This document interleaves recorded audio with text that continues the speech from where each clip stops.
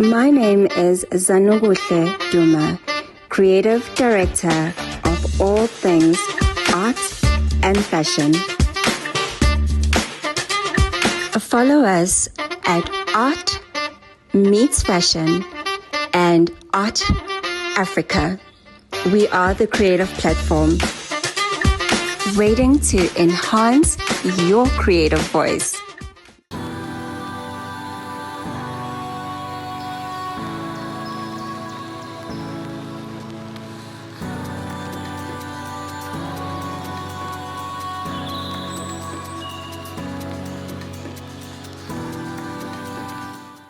It is a new year, it's a new energy and a new buzz as we welcome 2026, doing this production, the first for this year, in another episode of Gauteng Lifve. We are doing so excited, powered by the determination and the work that we achieved last year. My name is Baba Gauteng, your champion host. Welcome to another edition of Gauteng Lifve, premier platform where we share, propagate, and converse on everything that drives the visitor economy in Gauteng. As we always do, we bring guests that are taste makers, change makers, pioneering in their own field. And our guest today is no different.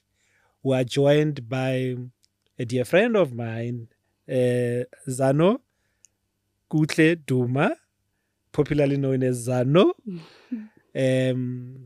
Fashion designer of note and artist of note, a combiner of fashion and art, and an entrepreneur and a mom who continues to inspire us and do great things. Zano, welcome to Gauteng Live. Thank you so much. Thank you, Nyabong. How have you been? I saw you recently going up and down with the I Show Speed YouTuber, and I say, yeah, there's Zano doing her thing there. It was amazing. Yeah. It was truly, truly amazing. And I'm just so honored to have been part of that production. Yeah. And indeed, I was running. Yeah, as you always do. Indeed, I was running. Yeah, but I mean, the adrenaline was just absolutely amazing. What a way to start the year. Yeah. Just, for us as a country and for myself as well. Let's go back, Zano. Who's Zano? And how do you end up here, moving and shaking things in this golden province of Gauteng? I don't know about moving and shaking, but definitely passionate. Yeah. It's I think my moving and shaking it comes from a deep level of passion. Yeah. I'm just a girl who comes from KZN, my hometown, which is in Escort. Yeah. And that's where I was raised by my mother, who was a single parent. And then further just went to Maritzburg and then Durban. And I've now found myself here in Johannesburg. Yeah. And how long has it been in Johannesburg now? 3 years. 3 years. Yes. So you're still a fresh. I'm still a tourist. and that move, that background, being able to move, to Maritzburg, to Durban, and ultimately to Johannesburg, and your own upbringing, how has that contributed towards assisting you to settle down in this dog-eat-dog, Kwandongazia Duma environment? You always have that one special person in your life or within your family structure or an amalume somewhere or an aunt somewhere that has inspired you. And I think for me, my biggest inspiration and the love of my life is my grandfather. Yeah. He's late now, but he instilled the drive to being better, to always trying to reach for more. And the more, it's not more so the self-gratification, but for the more for how you can actually give back into the world. And Yeah, I remember. I think I speak about this very passionately because he's the core reason why I'm doing the Yeah. arts and the fashion.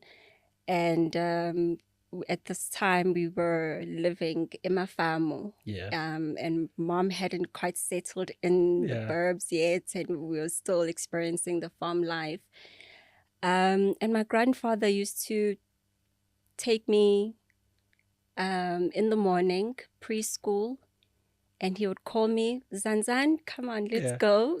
Yeah. And my briefcase and little Yeah. Zanzan and Yeah.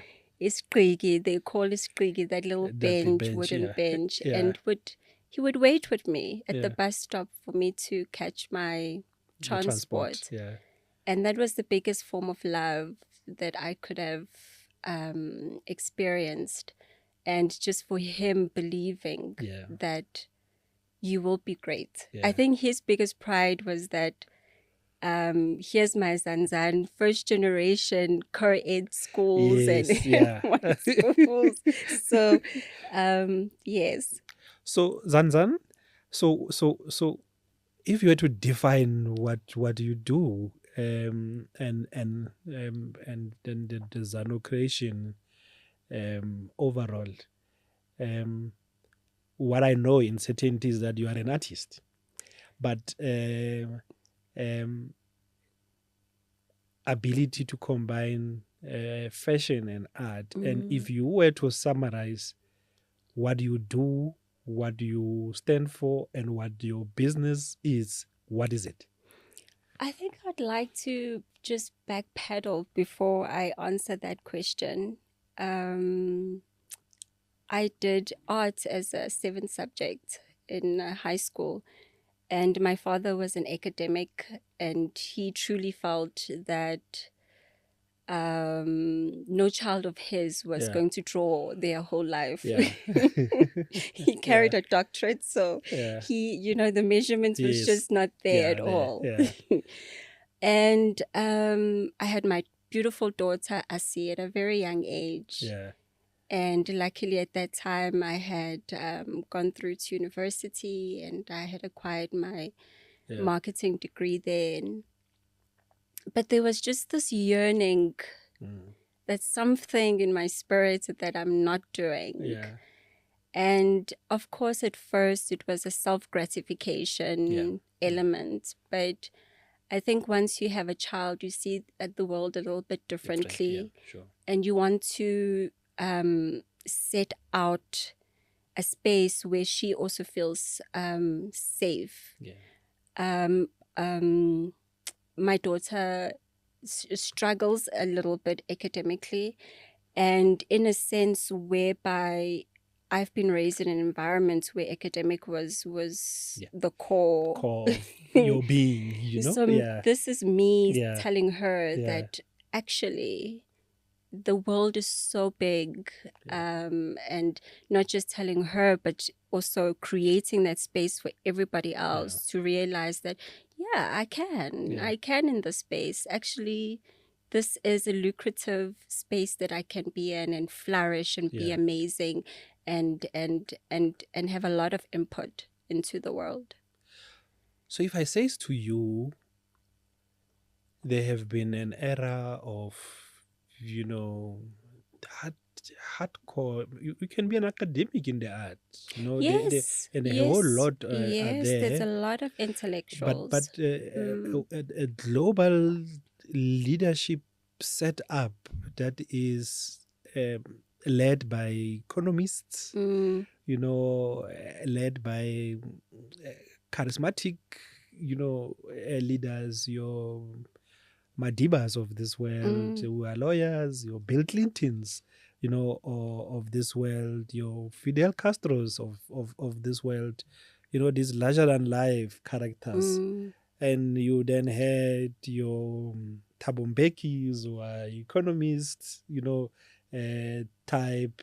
And right now, the leadership of the world is creatives. Yes, it's our time. Your take on that? Yes, I absolutely agree. I absolutely agree on that. And I feel that the intellectuals are the creatives. and we are the change makers in looking at the world in a more different way, strategically, business-wise. And it's important that businesses and structures and infrastructures actually support that and support the creatives. What I do is to be in support of emerging artists and, creating a space where you feel that, yes, I can be a contributor to the president's office in a creative manner. I can, the amazing architectural structures that you find. And here we are now, we sit and we look at those and we appreciate, but that's all in the form of art. And we see art in just perhaps one medium or a painting, but the mediums are so broad. Diverse, and if you had to bring that community together, I can imagine what our country would be. And to what extent does the current world set up actually not embracing this and continuing to perpetuate what was then traditional and mainstream? This is an extramural activity, even in subject design and choosing in schools. It's characterized as extramural activities, but when the rich and the filthy rich, to avoid tax, their first purchase is a painting. Yes. It's a piece of art, and it's valued so much. But that's still not integrated into the mainstay. You spoke about the president's office earlier on. To what extent are South Africans, leave the history a little bit, to what extent are South Africans appreciating actually the story and the design of the union buildings? Yes. And what it represents. What it represents, absolutely. Yeah. And who's behind it. Yes. And I think it's the mindset, and it comes with us now at this time for us to start educating the importance of that musician, the importance of that photographer or that artist, and the intellectual element that comes with it. So, like my father, who said he would not have a child drawing her whole life. That is where we start, is having to flip that conversation into us now seeing the artistic space as a space where it can contribute into the economy. And you can be that Bill Clinton or that president. And you are drawing the future, you are ideating. Yes. You are creating that, point of reference that can ultimately be anything. A vision board is not in the form of a manual or a script. It's in the form of pictures, imagery, ornaments, abstract things that are out there. With this background, how has that shaped your current business? And how do you characterize your business when somebody interacts with you, when you get into a market space? What are you trading with?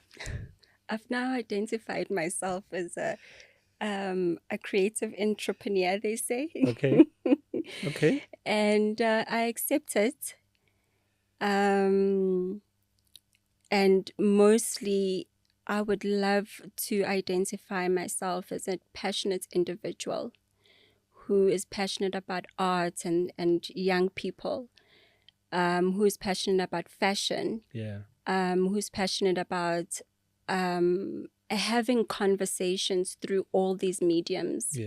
And I believe that there's so many conversations that could be had without them being vocal or manuscripts that are endless. These are conversations that the world and people want to hear. And so creative entrepreneur. Absolutely. I love that. And I think that's an apt, characterization of what you do. You live now, moving to Johannesburg.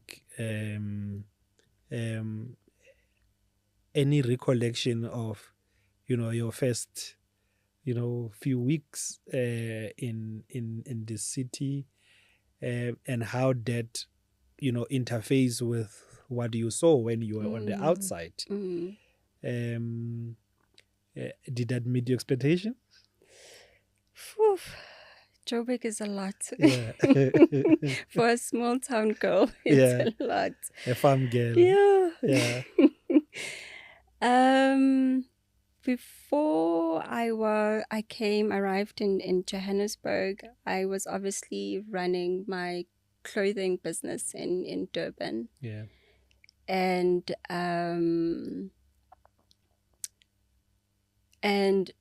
I was yearning for the art scene, and in Durban, it really at the time it wasn't that developed. Yeah. And so me coming to Johannesburg, it gave me that. So besides the art and the fashion, I'm I'm in corporate, so I kind of balance all of that out. And me having to come into Johannesburg is because corporate, I got retrenched at my corporate job at the time.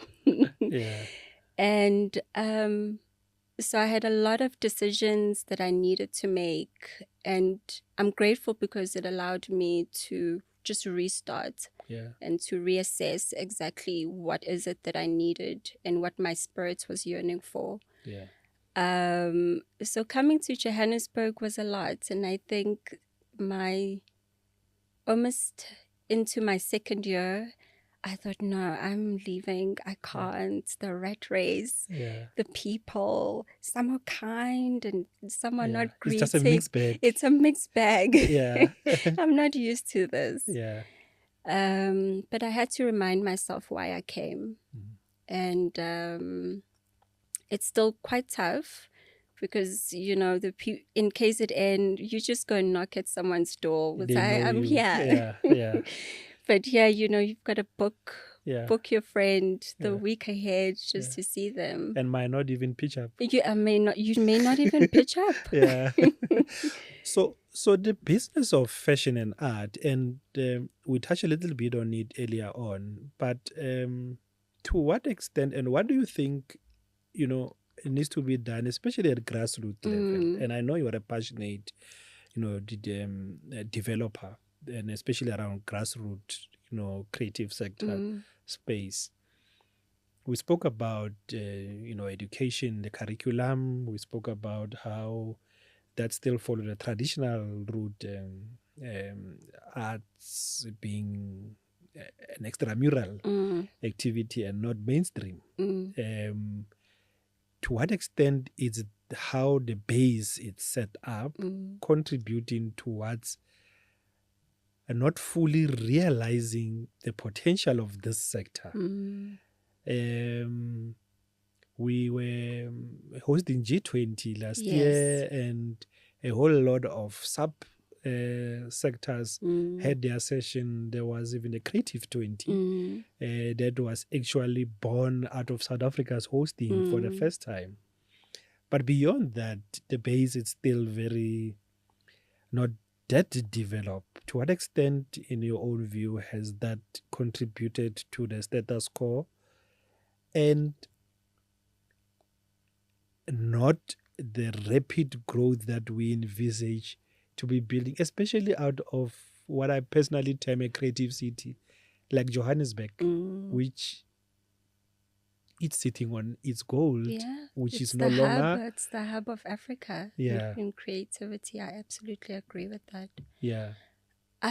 You know, I'm so glad you asked that, because I've been really trying to establish the reason why I do what I do. It's now moving from it just being, you know, quite passionate, me being passionate about it, Yeah. to having to really think about what are the issues, what are the gaps, and how can we bridge all these gaps. And there's a new concept that I have been working really hard on, and it's basically just ensuring that the artists are being taken care of, the artists themselves are being educated. How do I open my business? Yeah. How do I even structure my art into a business, a business formula that injects in return the right kind of profit that I need for myself growth and my family growth. And there's a lot of gaps. Yeah. I've had a lot of interactions with artists. And yes, artists think very differently Absolutely. Yeah. from everyone else. Yeah. And some see it and some don't. But the important thing is that that kind of space or market is available to say, we're not just celebrating the end result of what you've created, but how did you actually get there? Are you structured correctly? Are there any way that we can actually inject funding into you? Who do we go to for that funding? How do we expose you to the rest of Africa or the rest of the world? But let the appreciation actually start here within our own people, and not just clap once a singer has done a performance, but how is it that they are sustaining themselves within this craft? And will you say, with your marketing, formal marketing, degree and qualification, and a little bit in the corporate space, that kind of cushioned and helped you to be able to use that to overlay your creative entrepreneurial business? No, absolutely it has. It definitely has. I will say I'm terrible in social media stuff. Yeah. You know, your Instagram. Oh goodness, I'm terrible. Yeah. But in terms of doing the research, finding the gaps, and you know, you've got to ask your why questions for you to be able to get to somewhat of a solution. And I feel like maybe the right kind of support will fast track us into then seeing art as a real economic contributor. Yeah. We agree art is a catalyst. It's economic catalyst, but it also create jobs. There's a multiplier effect that is there, but there's also sustainability. There's continuity. You'll never run out of creative outputs because the world becomes, your reference, and there's ever-changing scenarios in the world every day. There could be art and fashion that depicts climate change. Yes. A phenomenon we are dealing with right now. We don't even know what season we are in. Do you think that the artists themselves are immersing themselves in this overall realm and leveraging, this whole ecosystem, or it's just confined to what it's a tradition? Like I'm saying, I'm, and maybe it's where I spend most of my time. I'm not seeing outputs. I'm not seeing content. I'm not seeing products that seeks to create heightened awareness about the effect of climate change, for example. you had an environment where during COVID, there were, because you couldn't replicate traditional things over and over, there was some level of creativity that unearthed other stuff. So people started making money out of their horrible cooking, you know, or chopping and whatever that came out. Do you think the artists are generally not looking at what is termed serious global stuff and get to pivot towards traditional soft landing things, and does that actually limit them? I do believe that there are a couple of artists, designers that are very conscious when it comes to sustainability. There is an organization that had invited me last year, and it really emphasized the sustainable cities. So they wanted to really include the arts element, and as to how we foresee that it's there, but the conversation is not loud enough. And yes, there are amazing artists that are using old blankets. And his storytelling behind that is that it's old blankets from the prisons that he takes, and he then creates this amazing canvas and he paints over it. But when you hear the story, it's absolutely beautiful. I think just even us as individuals, we haven't really quite grasped the sustainable element. And it's a conversation that just has to be ongoing, and then expression can come from that. Does this opens up avenue for what I call new frontiers? Using creative expressions to actually raise, consciousness around modern day, today issues. It could be road accidents and road carnage. We are just coming from the devastating news of may the soul of the young kids who were involved in a terrible accident rest in peace. But this is not an isolated situation. It's a continued environment that we find ourselves in. Do you think the arts and the creative spaces have a role to play in actually assisting in propagating, day-to-day societal messaging?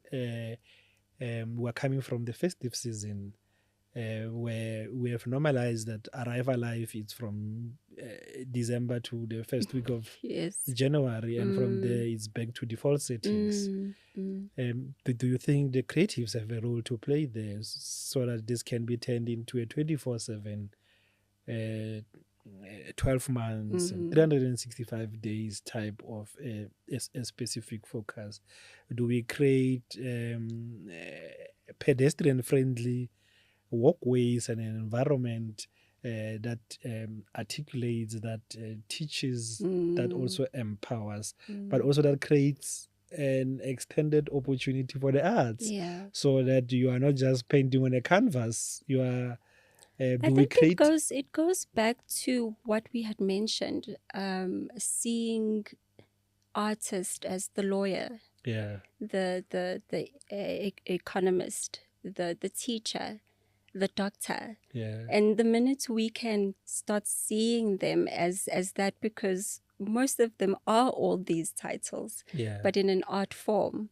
And so yes, we could have more contributing into vocalizing all these issues that we have within our society. But what are we as the society actually recognizing these artists who are lawyers and who are expressing, expressing themselves in a legal form, or expressing themselves in the economic form, or expressing themselves in teaching. I think it just goes back to that. I mean, if you're not recognizing, then you will not see it. Absolutely. Yeah. So if teacher education training programs doesn't have arts and producing educators that are whole-rounded, that equally appreciate the arts as a mainstream, you will not get the desired outcome. Is that what I'm getting from you? Yeah. Yes. Yeah. So let's continue, Za, and look at the opportunities that are in the space. One of the hallmark of a great entrepreneur is to be able to replicate themselves, to create opportunities for others, but to also identify that there's a market for expansion of their own businesses. And what I like about you and what you were talking about is that you are not just focusing on your craft, but you are looking at that, how that expand to other, artists in the realm. It's the beginning of the year. There are a lot of kids, a lot of people that are out there not knowing what they actually want to do, or what this year it's shaping up for them. How do you balance between talent and skill? And is there actually something like that? Can this interface, or once you are talented, automatically you are skillful? I believe so. I believe so. I think, but the talent feels and is expressed very differently, and a skill, you are, you go into a space or an institution and you need to acquire that skill. But once it comes from your core, I do believe that's more of a talent. And it's just really allowing yourself to be within your core and say, all right, this is me. I'm an artist. This is how I want to express myself. And I think this generation now, our Gen Zs that I love so much and I envy at the same time. They're in a space where they fully just express themselves, without having to feel confined. And that's what art is about, is expression. And if you had to now acquire that expression as a skill, it doesn't come organically. Yes. But you can enhance it. Yes, no, absolutely. So you can enhance the talent with the skill. Yes. And because in my view, and part of the challenge why the creative sector is not regarded as an industrial sector, it's because what constitutes an industrial sector is a number of components. The workforce, including workforce development, its institutions, its bodies, and a whole range of puzzles that makes up this ecosystem. And if you look at mining just as a sector, it's not just about digging, taking out the gold. It's a skill. It's a skill that gets out there. You might not necessarily need to be a talented miner, but ultimately you really need to be a talented jewelry maker. So you get what I mean. So no, I absolutely get your question now. Yes. Yeah. So this interchange, and there's those that are dealing with the technology part. Yes. There's those that are dealing with research and innovation. There's your dads who are professors and doctors that are dealing with the academic, with the knowledge hub, knowledge production, that are dealing with intellectualism at the back. So there is foundations that are there. There's a chamber of business that is associated there that looks at import and export, that looks at business development. If you look at all of this, it constitutes the mining sector. Yeah. It's not just about the protagonists that are the miners. And in an unfortunate world that we're living in, those are actually that bears the brand. Those are the ones that gets big wages and the like. Yeah. But taking this back into the creative sector space, the issue of talent and the issue of skills and the issue of institutions, do you think this is the direction that the sector needs to be taking? Do we have enough? And what do we need to do to have more that makes this puzzle, that makes this ecosystem? I now I fully understand what your question was. Yeah. We do need the skill in conjunction with the talents, Yeah. definitely. And it then goes back to what I was speaking about is the empowering. Yeah. Because then those sectors surely should have all those elements to gear them up to be able to contribute into the economy. However, we then have the talented who are unable to go into these spaces where they can acquire the skill. And that's where I would like to that's where I like That's where you come in. That's where I would like to come in. Yes. Is that not everyone can actually enter those spaces. You've got amazing institutions that run, but however, then you find, I'm going to use my own hometown as an example. You find an artist from Wembezi, and they don't know where to even start, and maybe there isn't even an institution where they can upskill themselves in that sense. And I think it's just important for us to, like, we have so many amazing universities, we have even more institutions where we upskill. Absolutely. Yeah.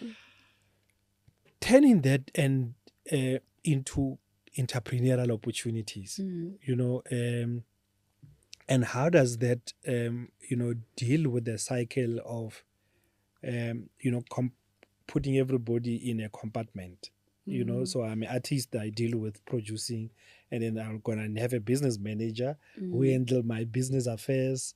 I'm a singer, I have a manager who deals with the bookings.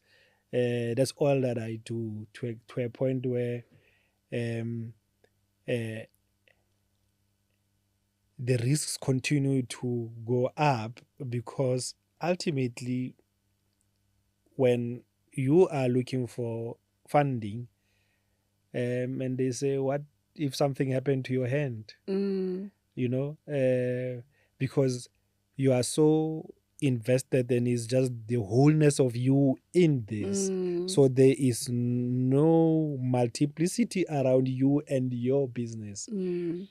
A lot of artists, they are business development officers, they are booking agents, they are a whole thing into themselves, How do you expand this movement of yours such that it doesn't necessarily isolate artists, but it involves them, so that they can understand the importance of this, but ultimately expanding the network? Surely somebody who does contracts for artists, somebody who does bookings, must actually even have some sense of knowledge about that space. And therefore, it creates this ecosystem that I was referring to earlier on. Mining deals, mining rights, mining contracts, I agree. are handled in a specific way that supports that industry, that appreciate what that industry is for. But it seems to be a challenge in the creative sector. No, it is. It is. And I think hence the reason why I saw this gap is that how and where can we create the support Yeah. where we know that there's a hub where you know that, okay, I've got my director, my PR person, this person handles my finances, and this is my attorneys to deal with contracts. Yeah. And it's so critical, Yeah. because that's the only way you can expand and grow, Yeah. is when you have these compartments within reach, and you have these compartments supporting you. Absolutely. When I first started, I probably was all those things, and Yeah. you realize Yeah. that it's not working. Yeah. It doesn't work that way, and you then somewhat lose your creative element, because now I'm calling Baba for an This. appointment, Yeah. and whereby I should really be focusing on the skill and the producing and the artwork. Yeah. So for me, yes, I do believe that there is a gap, and for us to have this hub, and where we Yeah. know that this is how we are protecting and nurturing our artists. So your message, let's start with capital. So your message to business, Mm. to private sector, to the establishment. Surely if this you got it right, it's actually good for their business. Yes. Because if you a particular bank and you look at a portfolio of products you have in that bank, so you have entrepreneurial fund, and entrepreneurs are not homogeneous. Entrepreneurs are divided into specific sectors. Yes. And like you were saying, artists are completely different. Yeah. So you have those that are looking for purchase order funding. So they have a business they need to supply and you pay. But you have one system that is supposed to fit all of this, conglomerates of offerings that are different. Yeah. So your message to capital, your message to the private sector, to business, that if you recalibrate your systems and your offerings to accommodate and appreciate the arts for what it is, this is actually good business for It is you, good business. because you will have more into the space, but you will also play a critical role in sustaining the economy, Yeah. creating jobs, and actually bettering the lives of South Africans. I mean, in the corporate space, I'm in the insurance space, and more compliance related, regulatory and risk. And you walk into these spaces and they have conversations. And one institution now has developed a business sector within the corporation, is where they have identified, for example, your tuck shop lady, the guy with the container on the street, as actually core people who can bring in the capital and the revenue for the businesses. So in my mind, if we are looking at that in that sense, how can we not then look at the arts in that sense and say, all right, we have established that there is actually a huge market that we are not taking care of. What systems can we put in to ensure that financially they are secure in terms of their art pieces? Business-wise, how do we support them? It's a huge market, and I do believe that it hasn't really been tapped into, because it's always been like, oh, but that's an entertainer, you know. But the market is there. 100. Now speak to government. Now speak to municipalities where the actual, rubber hits the road, where the lady with the container and the products inside the container for sales are, what do you think their role should be? Especially as it appreciate what we're talking about, that is a holistic ecosystem. You might not be having the money like the banks, Yes. but you have a collaborative infrastructure. You have the facilities, you have the cloud, but you are also buyers in your own rights. I'm told the SABC, for example, has one of the largest collection of arts. And do we really look at it like that? Yeah. You know, I know the banks does. Yes.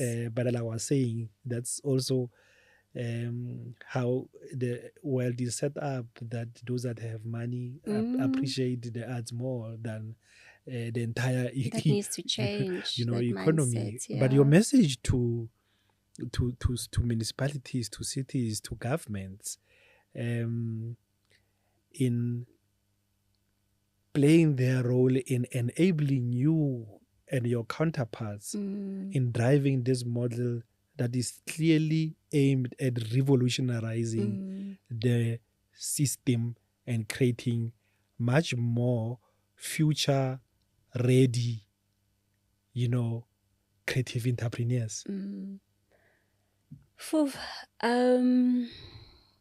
We need the support. You can look into the camera, you can speak it to them. We need the support. The decision makers, Yes. those that are they are watching this show. So speak to Premier Panyaza Lizulfi. He's a lovely person, by the way. Yeah. Yes. Yeah.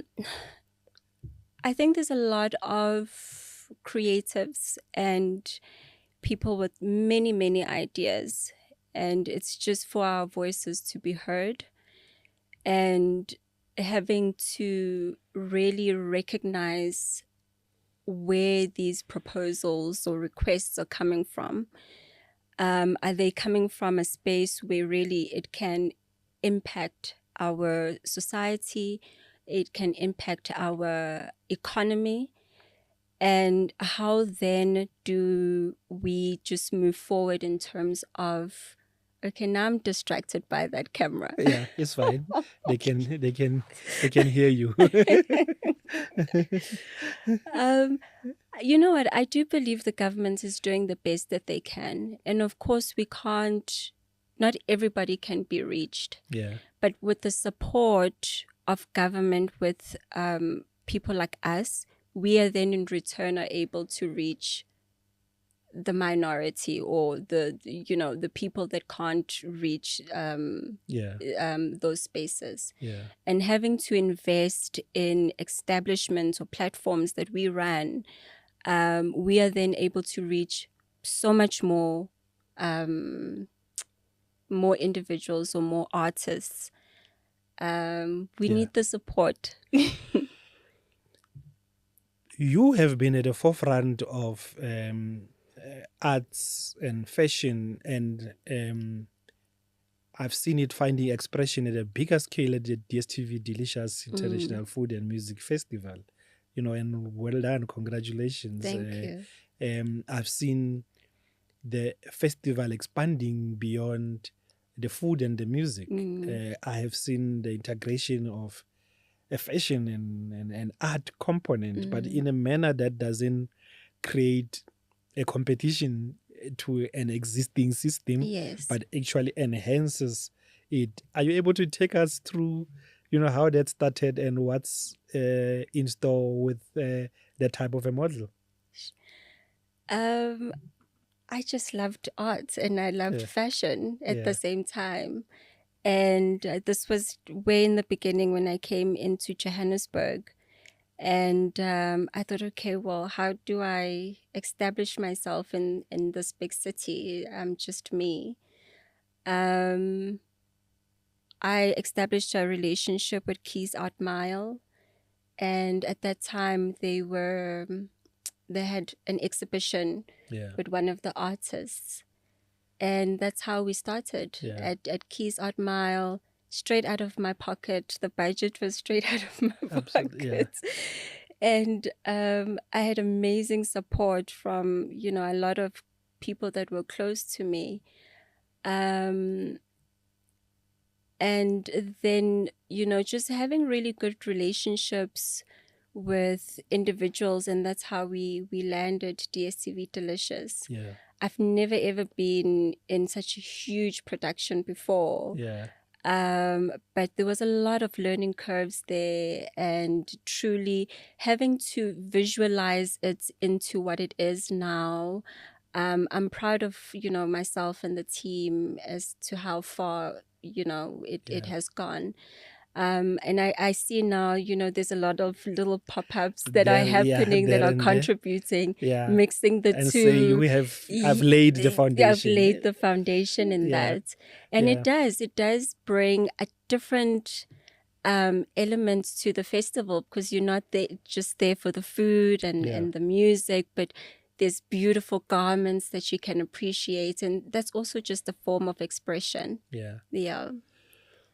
Do you think the fashion sector in its traditional form does a lot to incorporate, other, sub-intimately related sectors like art? When somebody think of the SA Fashion Week, yes, art will be part of the installations there, but it's not a main player. Or at an art fair, fashion is as a result of how the public and those that are coming to look and the audience are expressing themselves. It's not something that is also part of the offering. Yes. How challenging is this environment, and do you think there's a room for coexistence and even further plug and play of other subsectors? Yes, yeah. I think the platform that I run, it accommodates all mediums of the art space. Yeah. How beautiful will it be? You've got your art and your fashion and your ballerina and your vinylist and your poet, but obviously in a space where it feels intimate, safe. And safe. And why not have arts in unexpected spaces? We've done a lot of pop-ups in spaces where you would not normally find artwork. And that's really the conversation that I'm trying to drive, is that you don't necessarily have to be in an art gallery to appreciate it. And perhaps you need to have it maybe here at the studio for you to be able to appreciate that art piece. And it evokes different emotions from you.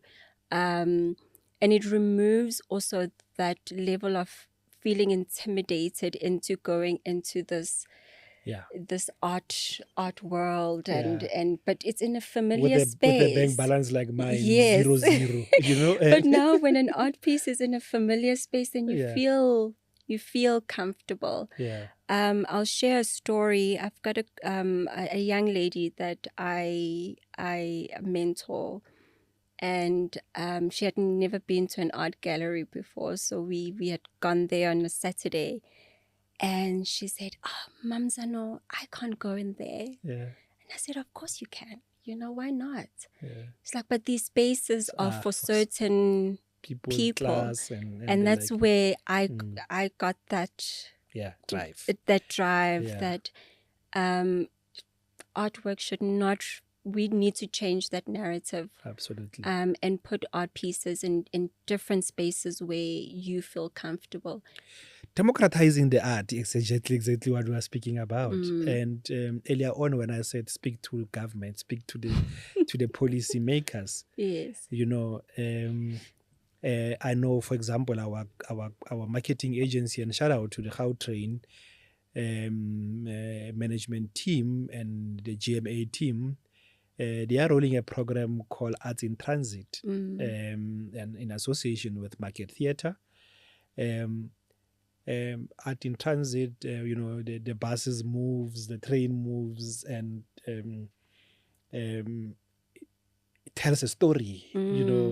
It's But the beautiful. whole Gautrain story on its own is beyond just commuters, beyond the physical, the hard infrastructure.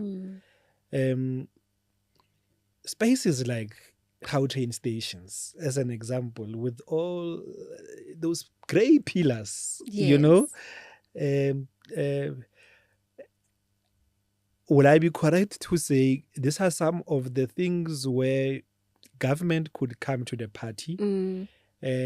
Because we know the public purse is shrinking, but the infrastructure is there. It's there, yes. How important is in the building and driving of an infrastructure-led economic recovery, design thinking, ensuring that what is built, it's future-proof. What is built is not just built for one purpose. Yes. What is built accommodate, other usages. So Gautrain is moving into phase 2 of the stations. You can imagine, Zano, the new stations with the arts. I love that concept. And now that turns into venues I love that. themselves, and creative spaces. Do you think that could be one of the example of an integration of what is a heavy industry Absolutely. with the soft industry to drive the economy forward? Absolutely. Absolutely. I think that the minute there's more opening, and I believe, the Gauteng government is identifying that, and it is doing that, where it's incorporating art into all these elements. And it's such a beautiful story or conversation to have when you have amazing art and you're on this Gautrain train that has its own history as well, but it's all experiential, which means that we are occupying that space in for different things. I see that. Yes. Let's look into the healthcare and let's look into everyday and the consciousness that we spoke about. We spoke about climate change. What differentiate kiddies wards in a health space, in a hospital, among others, is the art. Children's wards are different, and because of an appreciation that kids learn and relate, with abstract things, but they are also trying to connect. Do you think there lies an opportunity to actually expand it to the entire spectrum? Because, and then why do you stop when it's adult words? I think just us as adults as well, we need that. The art of well-being. How does art make me feel? How does a space make me feel? Bringing art more into the corporate space and let it not just lie in the boardrooms only for the executives and their visitors to enjoy. But how do we integrate mental health and art into corporate spaces? Absolutely.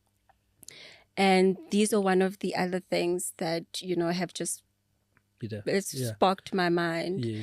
And of course, we've seen a lot of art, used in children's hospitals, and which really tells you what art does to the mental, to the psychological element of a person. So it's a space where also in corporate it needs to be introduced, because we in corporate we also need to be stimulated, and not just be a 9 to 5 and go home, but how then are we stimulated? And I believe that art is a core value of that bridge. a creative city like Johannesburg, a creative city region like Gauteng, which is made up of both corporate, private, government, civil society, and everything. So we have what is our competitive edge, which is our townships. I grew up knowing that you can tell this is a Pitori person. Yes. Just how they are dressed up, how they relate with fashion. How do you identify I could that? tell that this is a Soweto person. Yeah. I'm told now that when you and all the other fascinating, phenomenal Joburg ladies are in the Eastern Cape, the people there, they can tell that you are from Joburg, you are from Gauteng because of the hair and the shoes, you know. But the point that I'm emphasizing here is also the influence of fashion, and that fashion in defining place identity. We grew up knowing the hippies and how that was expatiated by popular culture and television into films, into movies and stuff like that. That became, we know the Wall Street people are finance people. They must dress in gray suits and blue shirts. Yes. And that is replicated in Sentin, in the Joburg Stock Exchange area. So my point here is that you have a specific way where fashion can actually enhance place identity, but equally overlay it with sustainability and growth. When I'm rocking my Boys of Soweto hoodie, it doesn't need a logo. The message is very clear. Yes. And it must be accompanied by certain swag, certain style, and the like. Certain I just want to lingo. get your take, on that as we now go straight into fashion and what does fashion does, and how that could help destination like ours, which are striving to be, fashion cities, creative cities, beyond the fashion weeks and magazines. Fashion is expression, Yeah. really. And you must remember, as we are, integrated into different provinces and nationalities within the country. Yeah. The Zulus, Namapeshu Awo. Absolutely. And that's how we identified who's who. Yeah. And it's a similar thing, really. And but now we are in a generation where I could easily just wear whatever I feel like wearing. Yeah. And it's just, for me, it's expression. Yeah. I wake up, I feel like I want to be a hippie today, I can be a hippie today. Yeah. And having that freedom to do that, I think that's the most special thing. And not really isolate in terms of you from Joburg. I was laughing at that because coming from KZN, we knew the Joburg people. Yeah, I can tell. Yeah. Yeah. By just how you are dressed, and also fashion is influenced by the your surrounding. Yeah. Perhaps what I felt was my expression in a different city could differ now that I'm in a different environment. So, still in the marketing and the destination, tourism bodies in May, they gather in KZN for a tourism in Daba. As we are speaking and conversing about this, world leaders are in Switzerland, in Davos, and discussing and agreeing on strategic policy directives, investment mechanisms that are actually shaping growth and opportunities that are out there and the trajectory of the world economy. Mm. And the creatives are not there. Yeah. To what extent can platforms like World Economic Forums and many others be utilized to actually express that? I was looking at, and we were hoping to have the CEO of Brand SA, in studio. The scarves that Team South Africa always wear. Yes. They are probably 26 years old. Yes, they are. And I know it's very cold. It's snowing Where he there, and it is, becomes yes. an easy. But Zyle clothing designed their stuff is beautiful. those blankets and could be some of the alternative that Team South Africa use. Or I'm just being a disruptive Baba who just don't like the status quo. No, you must be disruptive. I think you must be disruptive, especially when it comes to creativity.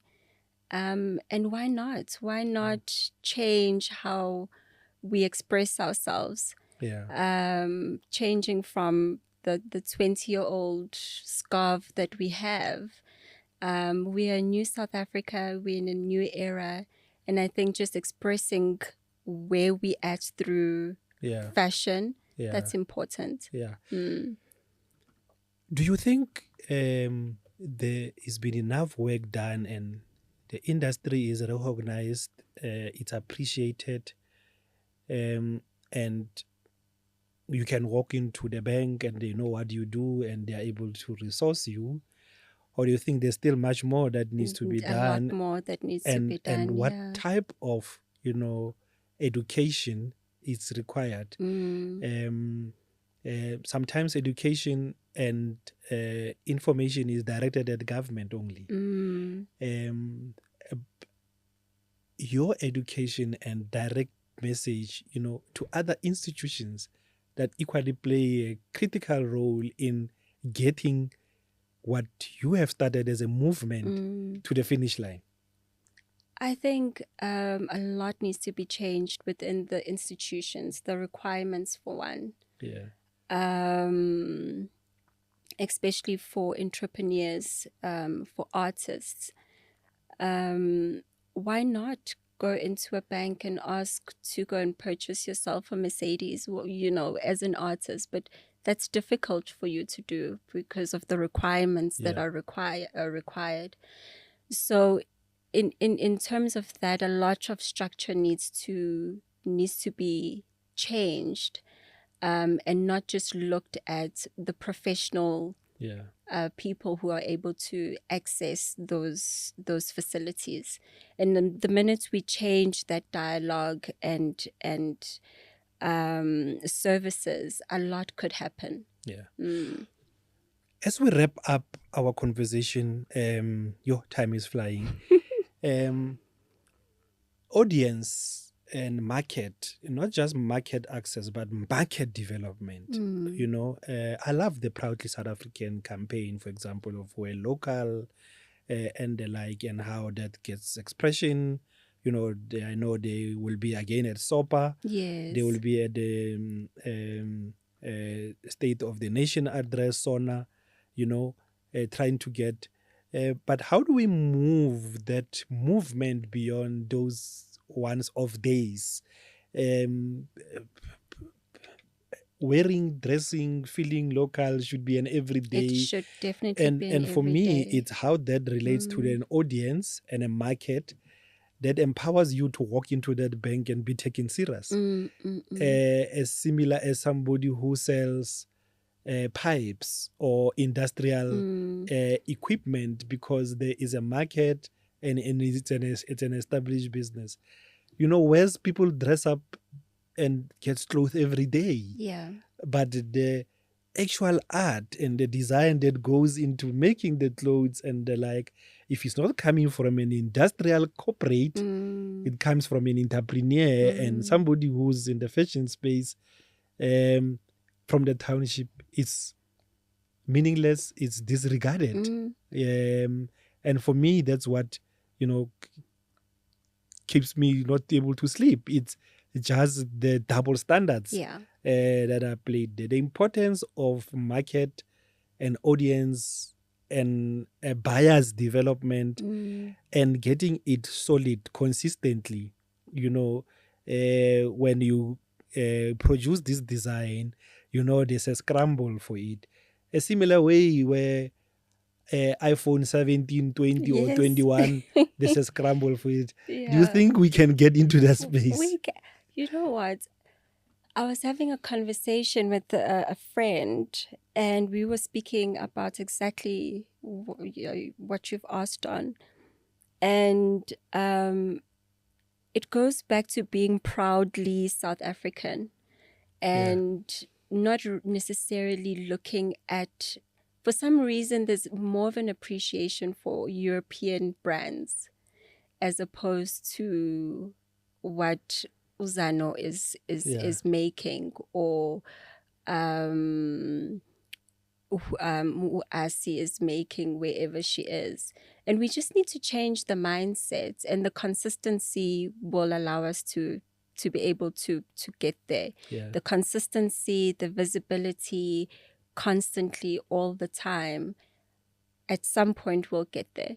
And I know part of how you are going to expand your business, you are going to force corporates to introduce local weeks, so that we move from Heritage Day, traditional wear on the 24th, and that's it.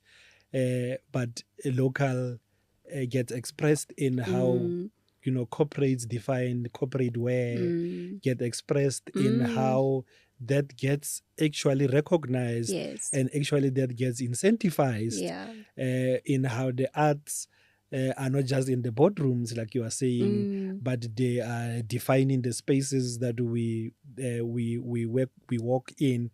So that's what I'm envisaging, and I hope you and your cohort will be able to take this forward. As we wrap up, we are running a campaign as Visit Gauteng called First Timers in Gauteng. You are very fresh from where the time you were a first timer, in Gauteng.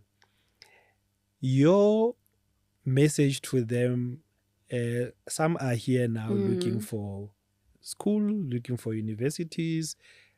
Others have just been appointed in new positions. They are relocating.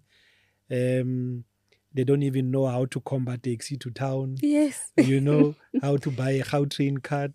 Your message to them about the do's and the don'ts.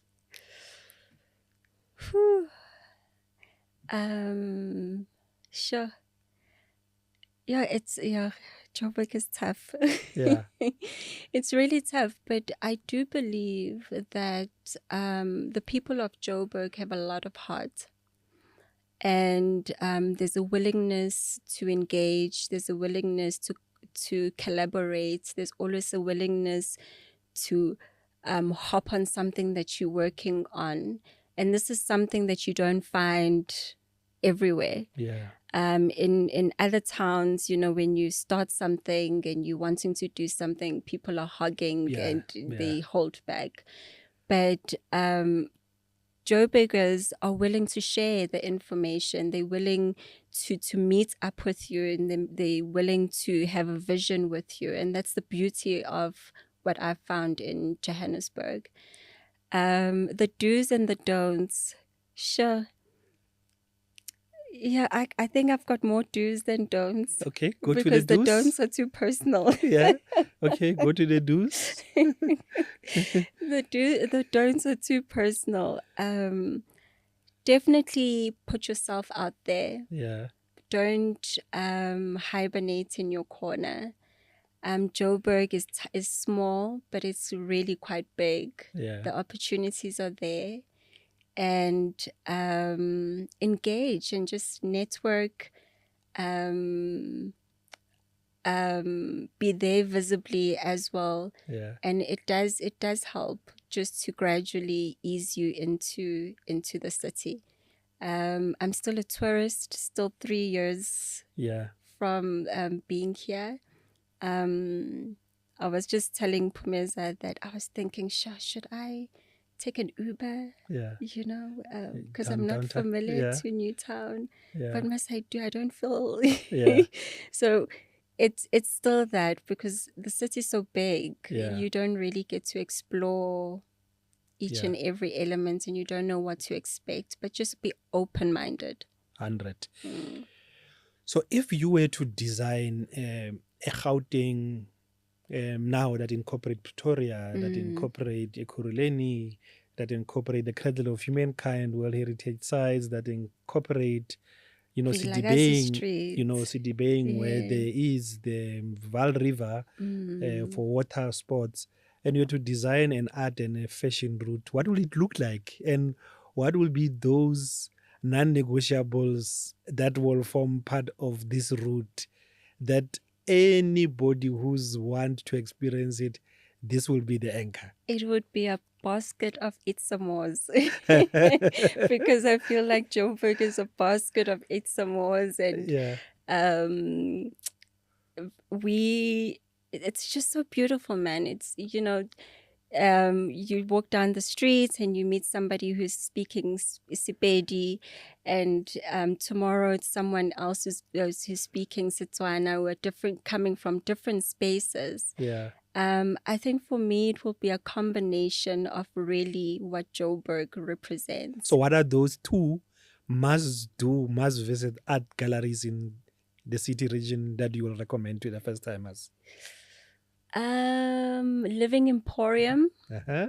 And I say this because they run a fantastic gallery in the middle of Ellis Park. Yeah. It's hidden. You would not even think it's there, for the fact that they have a lot of emerging artists that are there. Eric, the guy that runs Living Emporium, he's fantastic in such a way that he actually even buys art materials to encourage artists to create and produce. Yeah. And you find a lot of different mediums in that space. And I just believe that galleries should really be the core, raw, experience. Yeah. And not that I shy away from your galleries in other Spaces, high-end spaces. But you find the raw expression of what people are expressing in galleries that are not in traditional spaces. Yes. First timers in Gauteng, what is your advice to them about a single or two fashion item that they need to own to fit into the culture?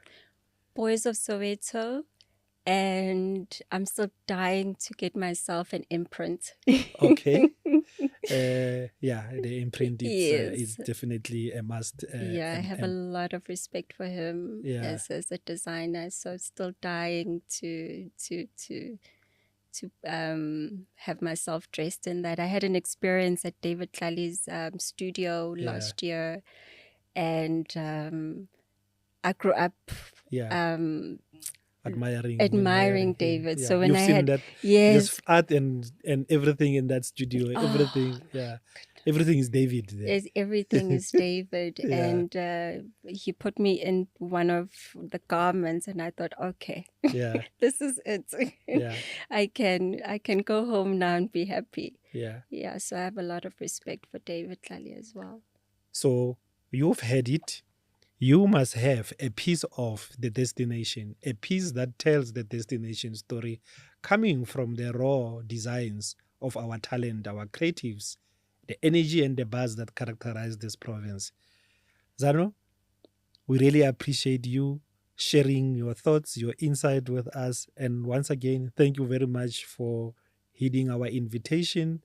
We don't take it for granted. We know you are a very busy person. Continue pioneering. But thank you very much for accepting our invitation. Thank you so much. Like, I feel so grateful being in your space. And I hope that it reaches where it has to reach. It has to reach where it has to reach. Don't forget to follow us on I Love Gauteng on Facebook, at Gauteng Tourism Authority on X. We're at Visit Gauteng on Instagram and also on LinkedIn. We are also available at Visit Gauteng on TikTok. Don't forget to download the Visit Gauteng mobile app, available on iStore and Google Play. You are able to load your business. You might be an emerging designer. You might be dealing with art routes. You might be selling your art. Here is a platform for free to load your product and allow us to sell it and share it with the rest of the world. That has been another exciting and fascinating episode of Gauteng Lifve. Until the next episode, second round.